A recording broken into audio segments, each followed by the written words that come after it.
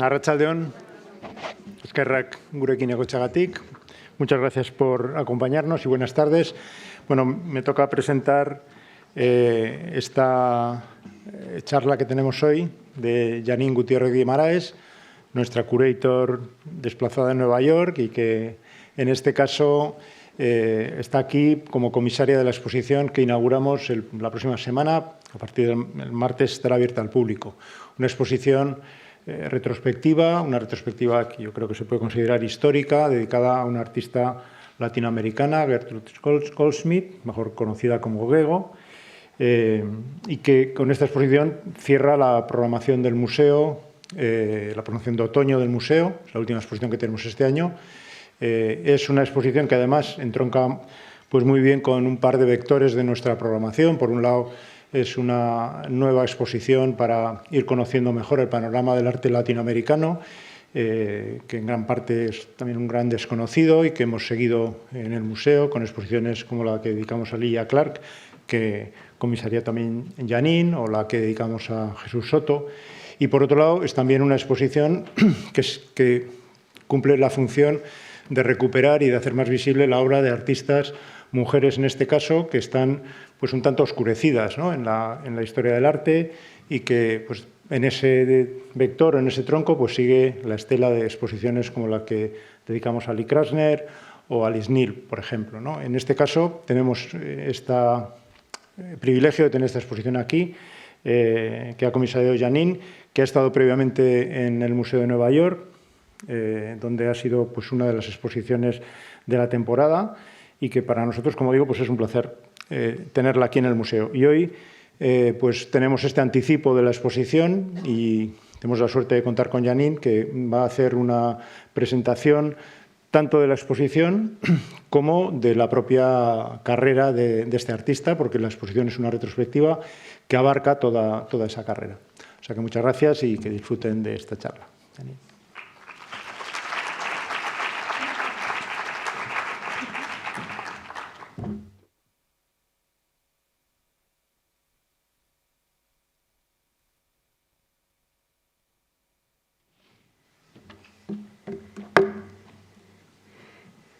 Buenas noches, eskerrik asko, Juan Ignacio. Buenas noches a todos y gracias por estar aquí con nosotros esta noche. Me complace compartir con ustedes una introducción a la artista germano-venezolana Gertrude Goldschmidt, más conocida como Gego, quien tiene una retrospectiva histórica en nuestros espacios del museo. Perdón. Déjeme ver si es que lo puedo hacer aquí.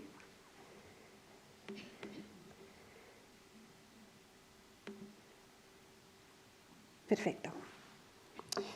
La muestra, que inaugura al público el próximo martes 7 de noviembre, se titula Gego, midiendo el infinito, y presenta la carrera artística de Gego entre 1953 y 1991. Con cerca de 150 obras y centrado en el lenguaje de la abstracción. En esta presentación de esta noche podrán ver la trayectoria del artista entre estas 4 décadas, con un enfoque en sus grandes series de arte y conceptos claves para entender su desarrollo artístico, evidente en sus formas orgánicas, estructuras lineales y abstracciones modulares, vía las esculturas, dibujos, grabados y textiles incluidos en esta muestra, que sigue un formato cronológico.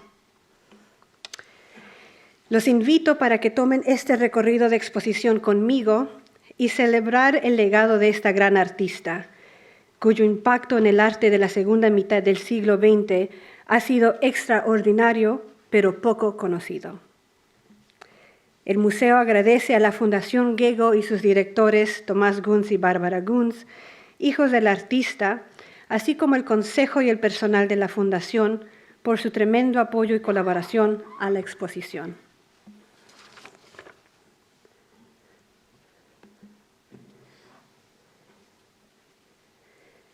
Gego nace en el seno de una familia alemana judía y se forma en arquitectura e ingeniería en 1938 en la Universidad Técnica de Stuttgart, hoy en día conocida como la Universidad de Stuttgart. En 1939 huye de la persecución nazi y emigra a Venezuela, donde se asienta definitivamente. Siendo mujer extranjera, sin saber el idioma o conocer la cultura, y desplazada debido a la persecución sistemática de los judíos y el antisemitismo en su país natal, Gego inicia una nueva vida en su país de adopción y logra usar su educación para empezar una carrera como arquitecta independiente en Caracas durante la década de los 40. Fue entonces cuando se casa con Ernst Gunz en 1940, tiene a sus 2 hijos en el 42 y 44, a Tomás y a Bárbara, y crea un taller en donde empieza a hacer mueblería, diseño de lámparas y textiles, muchos de esos objetos ya no existentes. Sin embargo, en 1953, a la edad de 41 años, Gego abandona su práctica de arquitectura y se dedica completamente a la creación artística, cuando se traslada al pueblo de Tarmas, cerca de la costa caribeña venezolana.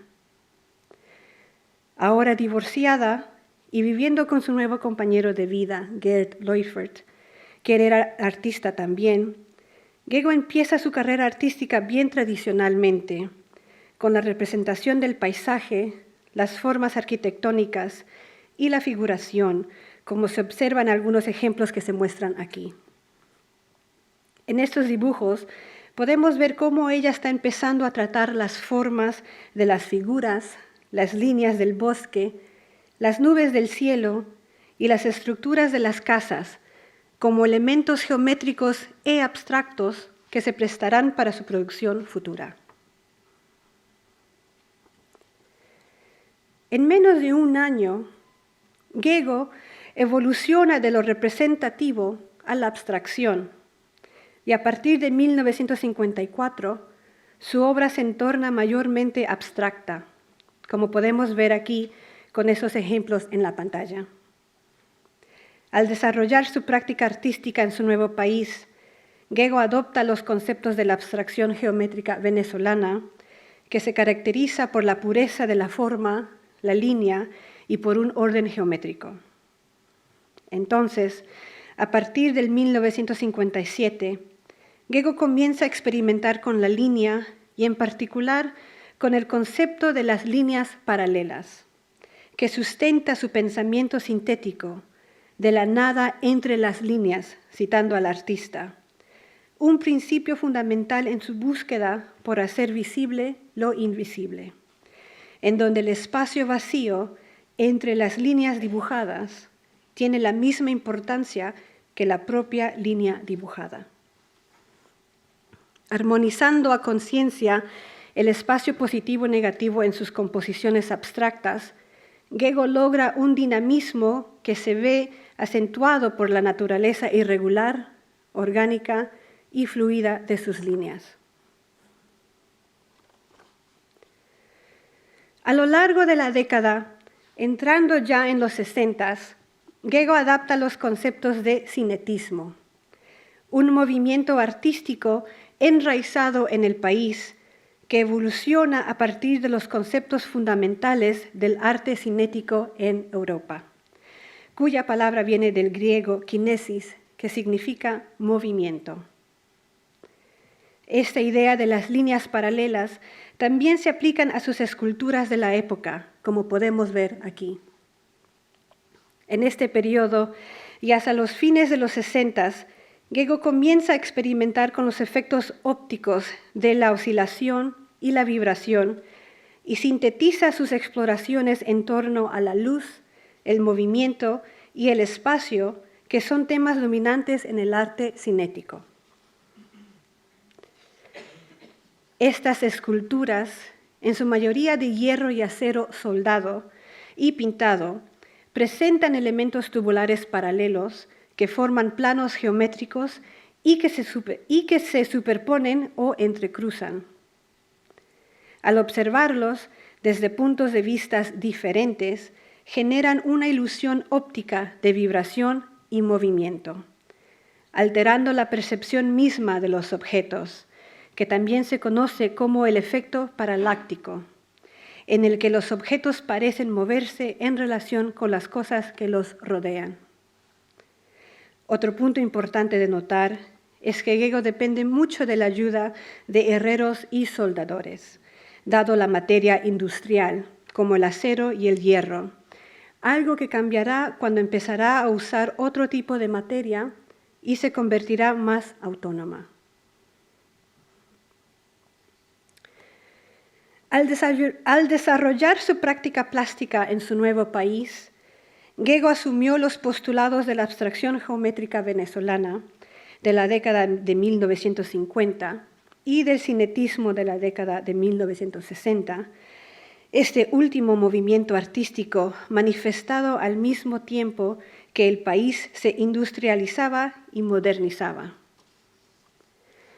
Para contextualizar las obras de Gego de este periodo, en conjunto con lo que está ocurriendo en Venezuela, podemos ver las otras obras que estaban produciendo sus contemporáneos, quienes eran Jesús Soto, Carlos Cruz Díez y Alejandro Otero, cuyos ejemplos pueden ver en la pantalla junto con una foto de los artistas con Gego. En la base del cinetismo está la forma abstracta pura y se diferencia de la abstracción geométrica por el hecho de que no es el plano en sí como forma lo que le interesa a los artistas, sino el desplazamiento de la imagen a través de un efecto óptico que se hace depender del punto de vista o de la movilidad del espectador. Es así entonces como uno puede apreciar las obras de estos contemporáneos venezolanos, quienes trabajaban fundamentalmente con el color, la luz y las vibraciones ópticas de naturaleza gráfica. En el caso de Soto, resultan de la superposición de dos planos de tramas o rejillas que interactúan separadamente al desplazarse el espectador.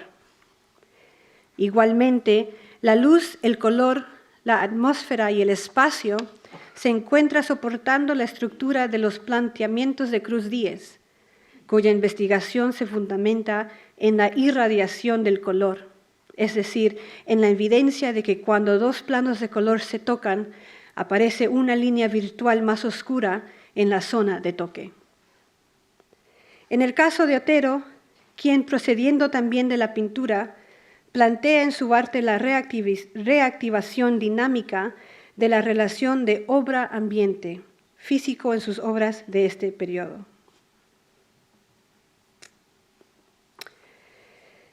Es importante también reconocer las paralelas de la producción de arte internacional, como lo podemos apreciar aquí, en una muestra que Gego participó en 1959 en el Museo de Arte Moderno de Nueva York, dedicado al arte óptico o op-art, en donde el espectador debe participar activamente, ya sea moviéndose o desplazándose, para poder captar el efecto óptico de la obra completamente.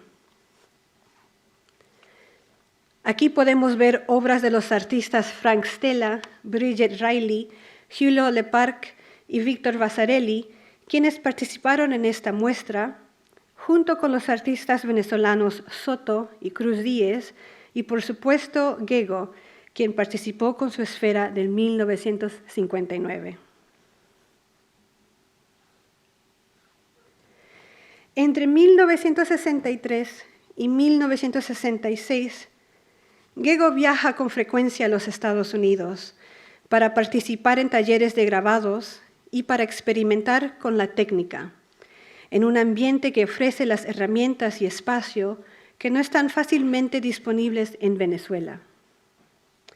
En particular, ella recibe 2 becarias para el taller de litografía Tamarín de Los Ángeles, en donde produce un sólido conjunto de estampas y libros de artista.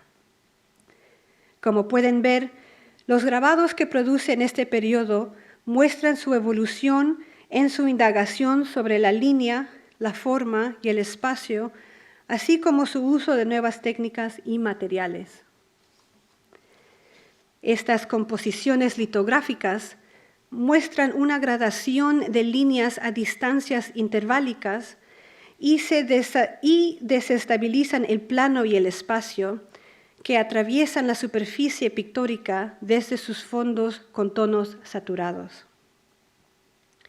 Su experimentación con el gofrado, el grabado, el aguafuerte y la litografía le convierten en una experta estampadora en Venezuela y eventualmente colabora con otros artistas para fundar talleres de grabados, como el Taller de Artistas Gráficos Asociados en Caracas.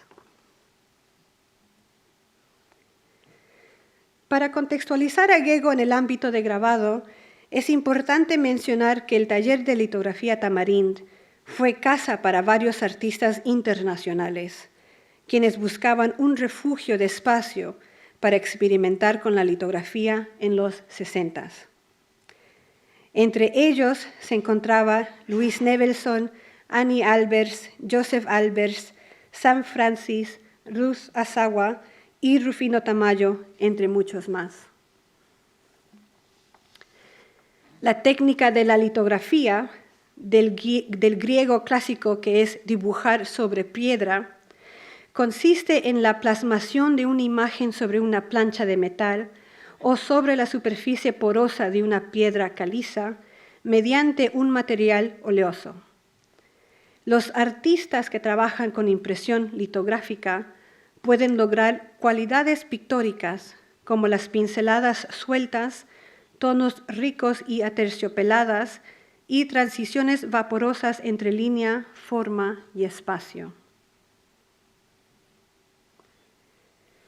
Durante la segunda visita de Gego a Tamarín en 1966, impartió una charla a los artistas visitantes y al personal del taller en la que manifestó sus intereses y ella dice: ahora encuentro aquí dos amores.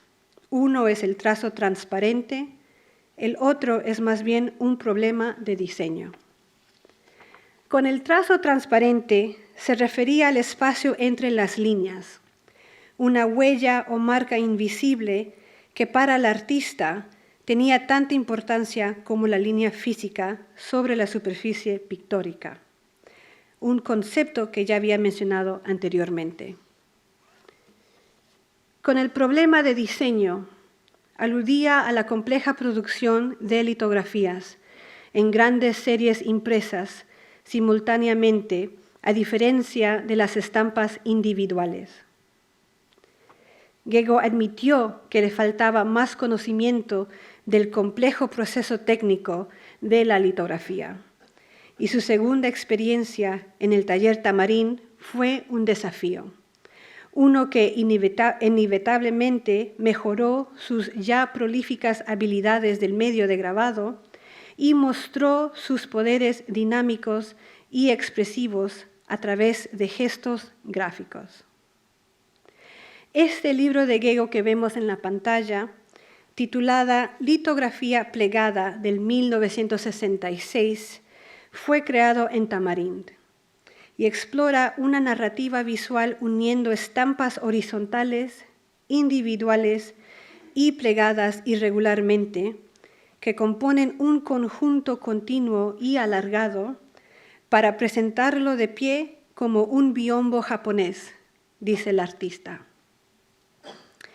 Gego dice lo siguiente de sus intenciones en hacer libros de artista. Al hacer los libros, experimento el ángulo con que se mira una página. Por ello, quiero hacer libros que incluyan este efecto angular. Por ello, hago libros plegados en zigzag y doblando las páginas de una manera determinada. Me gustaría hacer un libro largo, una historia que se pueda disfrutar y que en el momento en que lo abras se convierta en algo cinético, vivo, activo. Esta litografía plegada, en parte libro y en parte objeto, es una publicación híbrida, con volumen y profundidad, que son elementos corpóreos que ofrecen a los observadores una experiencia inmersiva al interactuar visual o físicamente con el objeto. Los libros de Gego, como este ejemplo, celebran la fusión de sus investigaciones escultóricas y gráficas. Estos objetos estampas o cuerpos encuadernados asumen un espesor corpóreo que materializa el trazo transparente de Gego, transformando el espacio entre las líneas en una dimensión material, una integración de cuerpo y espacio.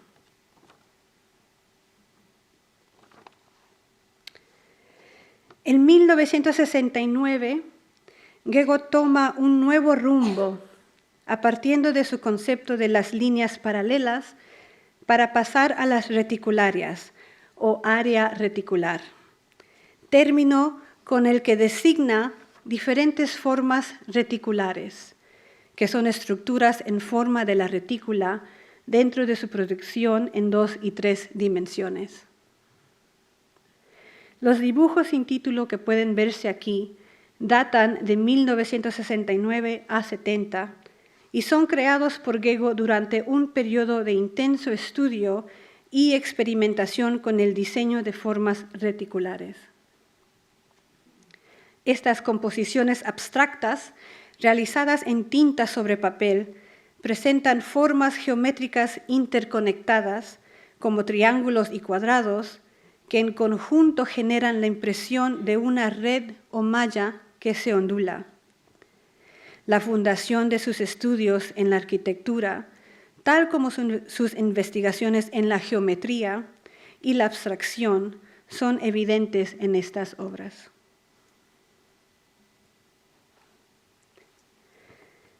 En 1969, Gego crea su reticularia, una instalación ambiental de gran escala que sintetiza su singular experimentación respecto al espacio, la línea y la retícula. Ella presentó diferentes iteraciones de esta instalación en Venezuela, los Estados Unidos y Alemania entre 1969 y 82. Con la primera versión en el Museo de Bellas Artes de Caracas en 1969, cuya obra se presentó ese mismo año en el Centro de Relaciones Interamericanas en Nueva York. En la muestra tomamos un momento en la trayectoria de su carrera artística para mostrar esta obra en fotografías, documentación, bocetos y cartas como información didáctica para el visitante, ya que una versión de la obra existente está almacenada en el Museo de Bellas Artes de Caracas debajo de un largo tratamiento de conservación. Como pueden ver, a través de estas fotos que vienen del archivo de la Fundación Gego, la reticularia consta de mallas de diferentes tamaños, compuestas de cuadrados y triángulos de alambre de acero inoxidable y otros materiales, conectados a través de nudos metálicos, que provee una lectura arquitectónica del espacio escultórico. Tratado como una constelación de líneas tejidas en el espacio, la reticularia se comporta como un volumen transparente y un cuerpo geométrico que desplaza la configuración espacial. Y es estructuralmente relacionada con las esculturas y dibujos con retículas que pueden verse en la exposición. Las iteraciones de esta obra, con sutiles variaciones en el título, fueron cuidadosamente realizadas por la mano del artista expresamente para cada espacio. Esto es muy importante porque al cambiar de materia, o sea, de hierro o acero, a alambre de acero inoxidable, Gego ya no necesita la ayuda de herreros y soldadores y puede manejar y manipular la materia por sí misma, haciéndola más autónoma en términos a sus creaciones.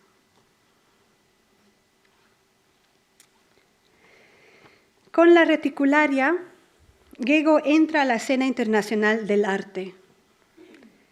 la instalación ambiental posee un estatus equivalente al de otras estructuras penetrables concebidas en los años 70 por artistas de Latinoamérica, como Alicia Clark, Carlos Cruz Díez, Elio Itisica, Mira Schendel, Sildo Meireles y Jesús Soto.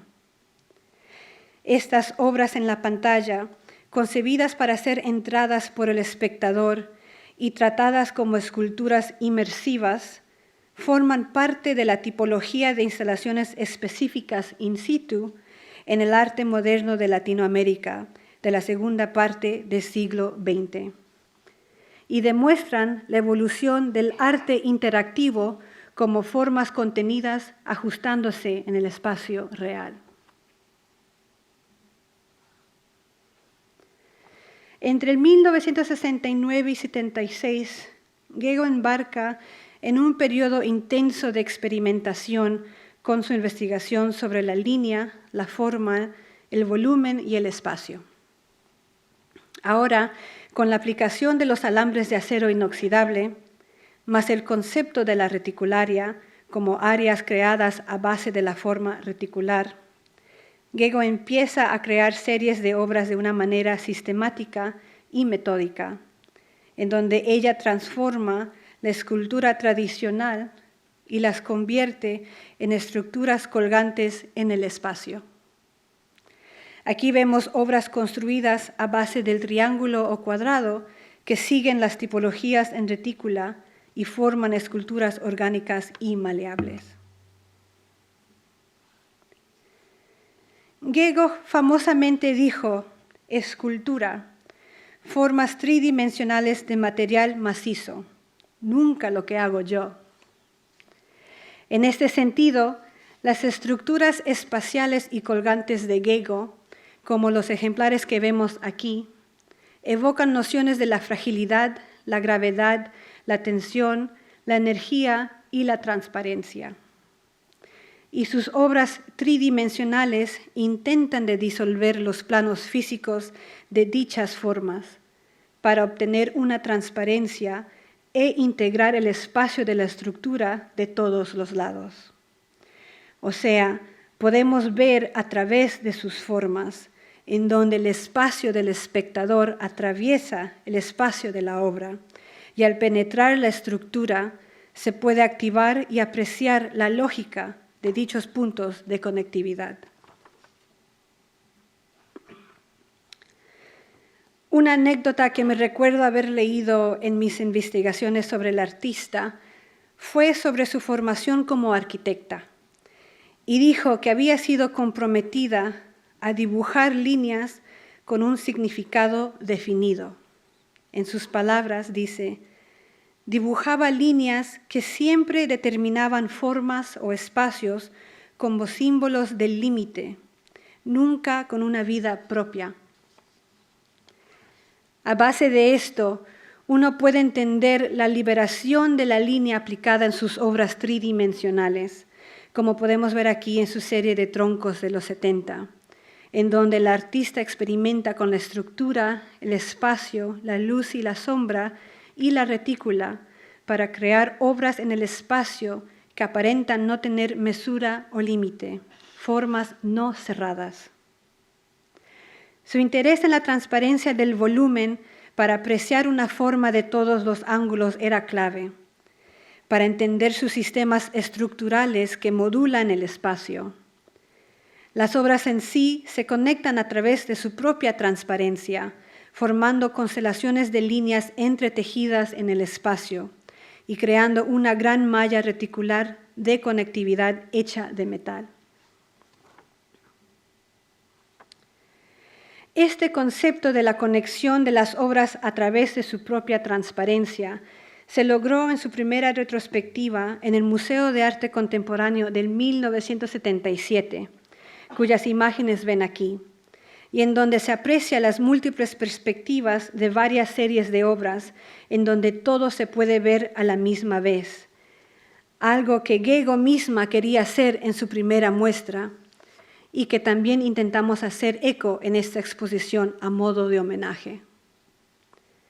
2 años después, en 1979, el poeta venezolano Alfredo Silva Estrada escribió un poema en homenaje a Gego titulado Variaciones sobre reticularias, que se publicó con ocasión del 10º aniversario de la presentación inaugural de la reticularia.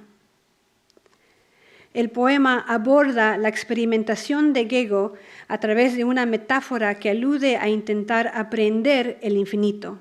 Él escribe: y lo abierto que rodea lo abierto, el espíritu respirándose espíritu, infinitud envolvente entre las cuerdas mesuradas, dos infinitos frente a frente, en la mesura de cada cuerda.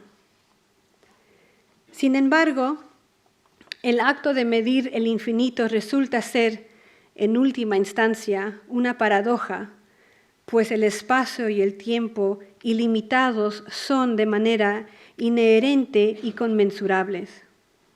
Silva Estrada interpreta el espacio infinito como un elemento finito y limitado a través de un oxímoron poético, y por ello su poema encarna una tentativa simbólica de medir el infinito a través de la propia obra del artista, una frase que inspiró el título de la muestra.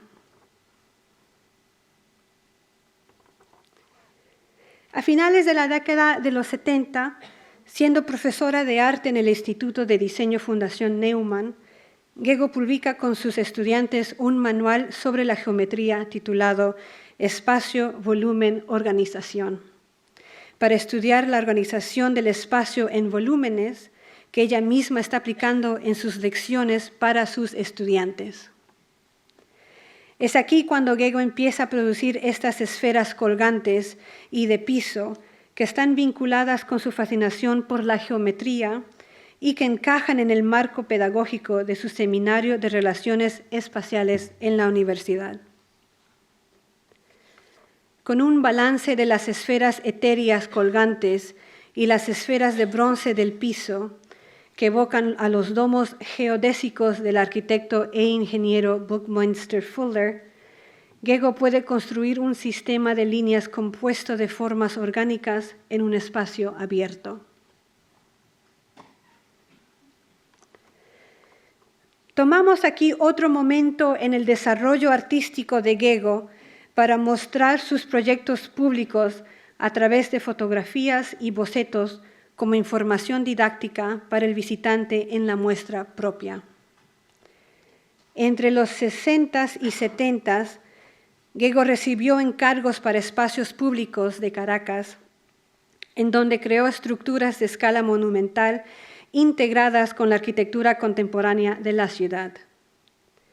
Estos proyectos contienen una complejidad estructural y ocupan un lugar clave en la práctica integral de Gego, quien fue influida también por su interés en la arquitectura y el diseño.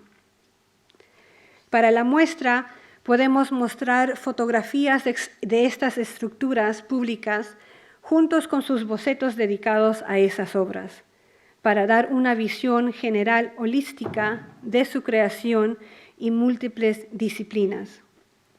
Aquí podemos ver, por ejemplo, las estructuras públicas que ella hizo en el Banco Industrial de Venezuela, el Parque Central, la estación del metro La Hollada y el Instituto Venezolano de Investigaciones Científicas.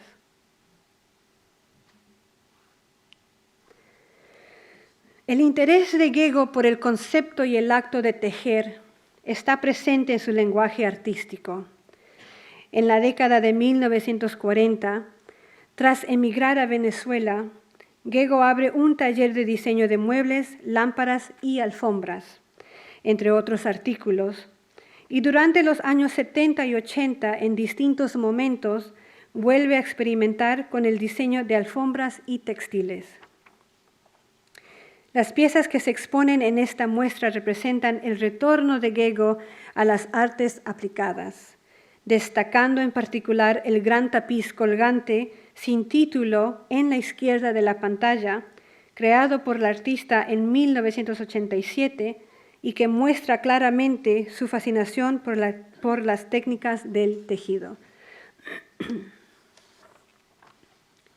colgada del muro, la obra ejemplifica el uso de elementos lineales, en este caso en forma de cuerda, para generar un motivo abstracto. Observándolo con más cuidado, se puede apreciar cómo la cuerda se entrecruza de izquierda a derecha y viceversa, descendiendo en vertical a través de la composición. Los bordes del tapiz son ligeramente cóncavos debido al volumen y al tamaño variables de cada una de las cuerdas enlazadas. Los tramos de cuerda superpuestos unos sobre otros quedan ocultos bajo fragmentos de tela e hilos entretejidos a diferentes intervalos, dejando el suficiente espacio negativo para entrever la pared de detrás, creando así trechos translúcidos. Mediante las técnicas de tejido tradicionales, esta tela colgante trasciende la bidimensionalidad, adquiriendo cualidades escultóricas. Entre 1976 y 1988, Gego se concentra en una serie llamada Dibujos sin papel, que constituyen uno de los conjuntos de obra más complejos del artista a nivel conceptual y suponen un punto de inflexión en su evolución artística. Estas esculturas minimalistas, con algunos ejemplos en la pantalla, fueron realizadas con alambre, fragmentos de metal reciclado y pequeños herrajes. Ellas cuelgan del techo o del muro y evocan el acto de dibujar en el espacio, como si estuvieran dibujadas sobre una extensa superficie, y funcionan como construcciones espaciales en papel. Todas las piezas de esta serie son diferentes, lo que revela el afán de Gego por experimentar y explorar la forma y la estructura, y por modular el espacio. Cada obra es única, lo que evidencia el enfoque metódico y sistemático del artista. Los títulos indican el año de su creación y el orden numérico correspondiente, sirviendo por tanto como mecanismo para categorizar las diversas tipologías presentes en esta extensa serie. Al brindar al artista infinitas posibilidades de modular el espacio, estas obras desafían el concepto de autonomía de la escultura al subordinar las obras al muro, atribuyendo así las cualidades bidimensionales del dibujo a la forma tridimensional. Ella dijo: los dibujos sobre papel son reemplazados por dibujos sin papel y en consecuencia sin marcos. A partir de 1984, su interés pasa a la representación de retículas deformadas o rotas a través de composiciones geométricas de patrones lineales, interrumpidos o inacabados. En sus últimos dibujos sin papel, Gego opta por una escala más pequeña y elimina cualquier estructura que enmarque la obra, generando configuraciones de líneas con excéntricas composiciones geométricas. A finales de la década de 1980, Gego desarrolla sus tres últimas series: Tejeduras, del 88 al 91, Bichos, del 87 al 91, y Bichitos, del 87 al 89. Aquí, las tejeduras, con algunos ejemplares en la pantalla, son piezas pequeñas en 2 dimensiones, realizadas con tiras de papel cortadas por el artista, procedentes de sus propias obras, de revistas o de folletos, y entrelazadas manualmente para crear estas composiciones abstractas y dinámicas que cautivan por su complejidad. En el marco del constante interés del artista por componer tejidos, nudos y redes, esta última serie viene a sintetizar las metodologías formales y conceptuales que estructuran el lenguaje artístico de Gego. En este sentido, las tejeduras encarnan una sensibilidad hacia los materiales y una afinidad con experimentación táctil. Sus dos últimas series escultóricas, Bichos y Bichitos, representan la deformación y el colapso total de la geometría, la forma y la retícula en el trabajo de Gego. Además de su significado habitual, el término bicho también se emplea para designar aquello que no tiene un nombre específico. Con su precaria construcción, los bichos y bichitos están creados con materiales recuperados y elementos de otras obras descartados por el artista, que crea estos caóticos ensamblajes de configuraciones impredecibles de formas y texturas diversas, liberándose así de la forma rígida en favor de estructuras irregulares y orgánicas. Examinando su obra en los últimos 40 años, a través de este recorrido que muestra su evolución artística, Gego llegó a liberar la línea de sus espacios limitados y le brindó una vida propia, y esta liberación de la línea funciona en conjunto con la ruptura desde la contención de la escultura en el espacio. Tras fallecer la artista en 1994, su familia fundan la Fundación Gego, encabezados por sus directores Tomás y Bárbara Gunz, hijos del artista, cuya prioridad es conservar, estudiar y preservar el legado de su madre. Ampliando el legado del artista, su conocimiento y tradición, Gego Midiendo el Infinito presenta la polivalente práctica artística de Gego en toda su amplitud y facilita la comprensión y apreciación de su trabajo dentro del contexto del arte moderno de la segunda mitad del siglo XX. Historias como la de Gego son importantes de presentar para difundir el conocimiento de artistas mujeres en la narrativa de la historia de arte, mayormente olvidadas y marginalizadas. En este modo, nuestra muestra ofrece una retrospectiva histórica, la primera del artista en Bilbao y la segunda en España en casi 20 años, y refuerza el eje de la representación de artistas de Latinoamérica y artistas mujeres en nuestra programación. Muchas gracias.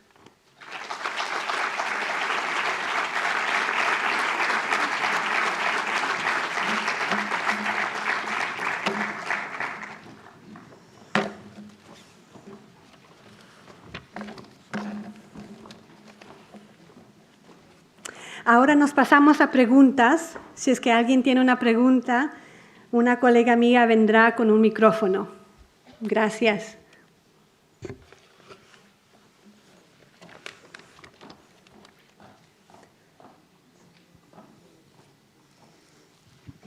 Hola, buenas tardes. Muchas gracias por la exposición y por contárnosla.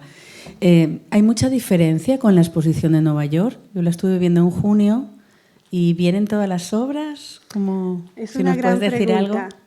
Algo. Para nosotros, nuestra muestra en sí es un poco más pequeña en escala. Como escuchamos de Juan Ignacio, la muestra en sí ya ha participado en 4 instituciones, con la primera que fue en el Museo de Arte de Sao Paulo en Brasil en 2019, antes de la pandemia. Y después, justo después de la pandemia, se recogió otra vez en el Museo Jumex en México, después se pasó al Guggenheim de Nueva York y esta es la última sede. Yo diría que en las 3 sedes de Brasil, México y Bilbao, la retrospectiva era de una escala menor, en el sentido de que los espacios son muy diferentes y muy rectangulares. En el espacio de Guggenheim en Nueva York tomó casi toda la espiral de la rotonda, que son 5 rampas, y en ese sentido son 5 pisos que se tiene que llenar y las obras que estaban ahí eran mucho más en el sentido de volumen. Entonces, lo que sí se puede apreciar en nuestra muestra, que tal se pudo apreciar en todas las otras sedes, es que presentamos nosotros una retrospectiva de formato cronológico y también nos podemos concentrar en sus series grandes y en esos conceptos claves para poder contar la carrera artística de esta artista, que es para nosotros muy importante.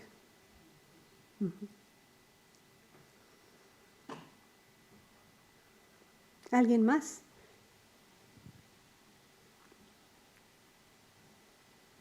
Muy bien. Bueno, muchísimas gracias por estar aquí con nosotros y espero verlos la próxima semana cuando la muestra se inaugura. Buenas noches.